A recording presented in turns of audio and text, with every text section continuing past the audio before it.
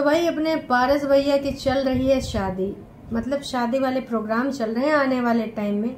और शादी चल काहे रही है, क्योंकि भैया ट्रेंडिंग में जा रहे हैं वीडियोस। और एक ब्लॉगर के लिए, एक इन्फ्लुएंसर के लिए इससे ज़्यादा खुशी की बात तो दूसरी शादी भी नहीं हो सकती कि भैया रोज ट्रेंड में जा रहा है, वीडियोस धमाल मचा रहे। माई एंगेजमेंट वाला वीडियो तो भैया मारे चौवा छक्का सारे रिकॉर्ड तोड़े हैं। लेकिन इसी बीच में आज एक वीडियो आया कुछ घंटे पहले, और उस वीडियो में भाई साहब टाइटल पढ़ के तो लगा है ऐसा क्या हुआ। असल में टाइटल था एंगेजमेंट रिंग चोरी हो गई, सीसीटीवी में रिकॉर्ड हो गया चोर है। तो भाई अब लोगों ने इस चीज़ पे बहुत जम के सुनाया कि भाई एक रिंग के लिए तुम बच्चे को चोरी का इल्ज़ाम कैसे लगा सकते हो। इस प्रकार की बातें अच्छी नहीं लगती। इस प्रकार की चीज़ें तुम कैसे, अब खुद ही आपको रखना चाहिए सोच समझ के, ऐसे सामान कहाँ रख देते हो। और टाइटल में बच्चे को ऐसे खेलने की चीज़ है उसको लगा होगा इसलिए उठा लिया। अब उसे क्या पता था कि ये पापा की शादी की दूसरी रिंग है। मतलब लोगों ने मज़े भी ले लिए पारस ठकराल के। व्यूज़ के लिए बच्चे को चोर बता रहे हैं, अब क्या बकवास है ये। लो जी, लोगों ने इस चीज़ पे भी ना आपत्ति जता दी कि भैया तुम्हें व्यूज चाहिए तो तुम ले लो, लेकिन एक मासूम से बच्चे को, क्योंकि बच्चे को लाइटिंग वाइटिंग वाली चीज़ें अट्रैक्ट करती हैं। अब उसे लगा कि भाई लाइटिंग वाली गाड़ी तभी मेरी होगी जब इसमें रखा सामान मैं इधर उधर कर दूंगा। वो तो अच्छा ये हुआ कि उसने बिस्तरे में ही कहीं छुपा के रखी थी और फिर मम्मी जी वो देख रही थी तो मिल गई। लेकिन इसमें बड़ों का ही ध्यान देना चाहिए। आपकी शादी की या फिर एंगेजमेंट की रिंग है तो आपको सही जगह रखनी चाहिए। जब आपको पता है कि आपके घर में छोटा बच्चा है जो कोई भी चीज़ कहीं पर भी, इससे पहले शायद उसने सुसु वगैरह कुछ कर लिया था तो भी सीसीटीवी में देख के ही पता चला था। पारस का कहना था कि अगर सीसीटीवी ना होता तो हम पता नहीं क्या सोचते कि रिंग उठा के वहाँ किसने रखी, क्यों रखी, है ना। अगर इनके यहाँ हेल्पर वगैरह होंगे ही होंगे ऑफकोर्स, तो उनके ऊपर भी शक जा सकता था।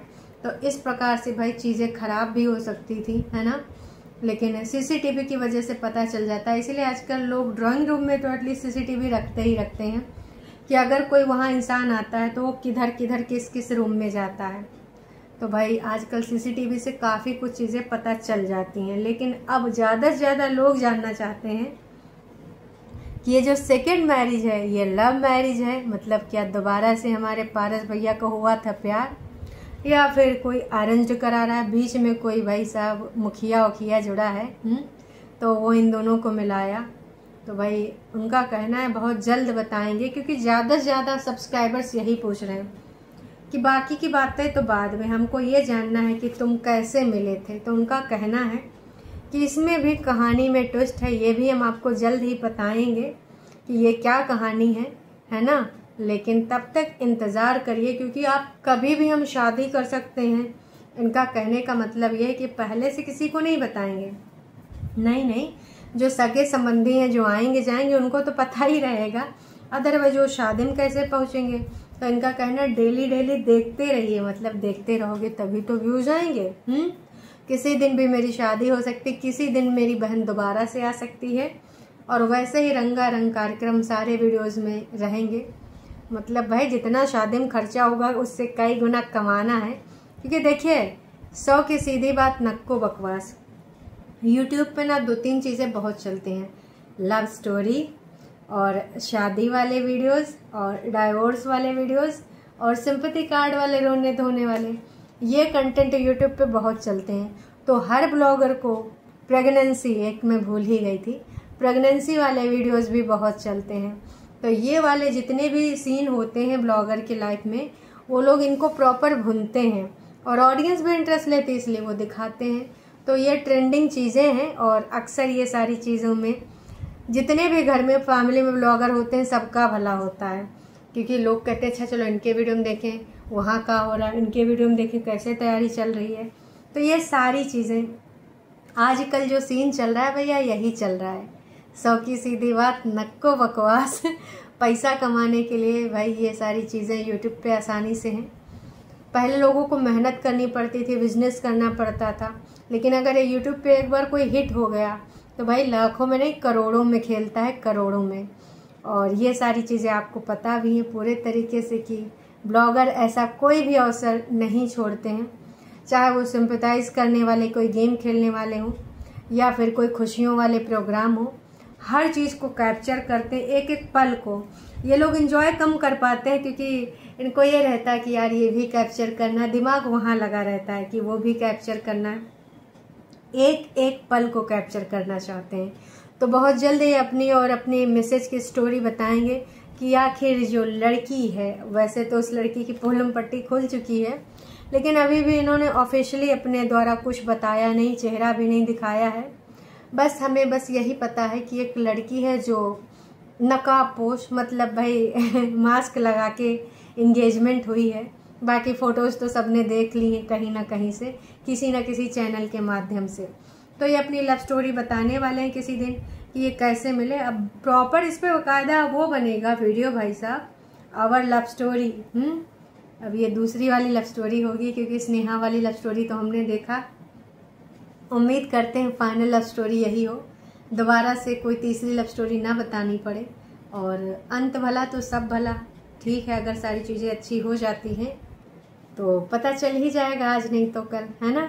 तो लव स्टोरी के लिए आप क्या बेकरार हैं या फिर आप जानते हैं कि भैया ये लड़की तो वही है। ऑफ कोर्स एक दूसरे को जानते रहे होंगे और घर परिवार के लोग रजामंदी हो गए होंगे, तो कहा होगा कि चलो प्रेम से परिणय तक इस रिश्ते को पहुंचा देते हैं। हालांकि इन्होंने प्रैंक खूब करे हैं मम्मी जी के साथ, दूसरी लड़की को ला के कि मम्मी मैंने से शादी कर ली। वो सारी चीज़ें स्क्रिप्टेड होती हैं इन्हों, और आपको भी पता है कि वो स्क्रिप्टेड होती हैं। तो चलिए जी, अभी के लिए इतना ही। पर मैं भी कहना चाहूँगी कि ऐसे टाइटल मत डालिए, बैड इम्पैक्ट पड़ता है। और सबसे ज़्यादा लोग इसी चीज़ पे बात करते हैं कि जब नई मम्मी आएगी तो हृदय के साथ उसका बॉन्ड कैसा होगा, क्योंकि बच्चा बहुत शरारती है और बच्चा बहुत मतलब देखो यार यहाँ पर ऐसे रहता है। और जब दूसरा मेंबर आ जाता है तो लोग जज भी करते हैं कि क्या वो स्नेहा, मतलब स्नेहा को भी लोग टारगेट ही करते हैं कि उसको अपने बच्चे से प्यार नहीं है, वो बच्चे के बारे में सोचती नहीं है, वो हरदम पार्टीज़ में बिजी रहती है, यहाँ वहाँ घूमा करती है, उसको बच्चे की याद नहीं आती है। ये सारी चीज़ें लोग अक्सर बोलते हैं, और अक्सर अपना इनडायरेक्टली वो सफाई देती है रील बना के, जिसमें वो रोती है, घूमती है। आप सब जानते हो कि ये एक इन्फ्लुएंसर है और वो कितना भी दिखावा कर ले कि I am so happy, so excited, पर कहीं ना कहीं कभी ना कभी तो उसको फील होता होगा, फील करती भी होगी। तो अब वो दिखावे वाली लाइफ है और आई डोंट केयर वाला एटीट्यूड है, तो कभी ना कभी हो ही जाता है इंसान। क्या वो अपने बच्चे को देखती नहीं होगी, इनकी वीडियोस को ओपन करके देखती होगी, तो क्या उसको फील नहीं होता होगा, कितना भी पत्थर दिल बना ले। तो ज़्यादातर लोगों को यही इंतज़ार है कि हृदय के साथ उसकी माँ का बॉन्ड अच्छा बने, नई माँ का। बाकी देखते हैं भाई क्या होता है क्या नहीं होता है, तो वक्त बताएगा। अभी से बड़े बड़े बोलने से कोई फ़ायदा नहीं। जैसे कि पारस और उनकी मम्मी ने बोला कि आप लोग खुद देख लीजिएगा जब वो आएगी किस प्रकार से वो रहती, बहुत अच्छी लड़की, बहुत सुलझे घर की है और ऐसी है वैसी है। अभी तो तारीखों के पुल बांधे जा रहे, कसीदे गढ़े जा रहे हैं, पर मैं यही कहूँगी इतनी जल्दबाजी का है कि भाई, क्योंकि जब आप किसी से मिलो 1-2-3 घंटे के लिए और कभी आप डेट भी करते होगे तो रहते भी होगे साथ में, लेकिन भाई जब वो प्रॉपर घर में आ जाएगी तब की कहानी अलग ही होगी। खैर जो होता है अच्छे के लिए होता है। उम्मीद यही करेंगे, होप करेंगे कि हृदय और उस नई मम्मी का अच्छे से बॉन्ड बने। अभी के लिए इतना ही, फिर मिलेंगे नई अपडेट के साथ। चैनल पे आप नए हैं तो चैनल को कर लीजिए सब्सक्राइब।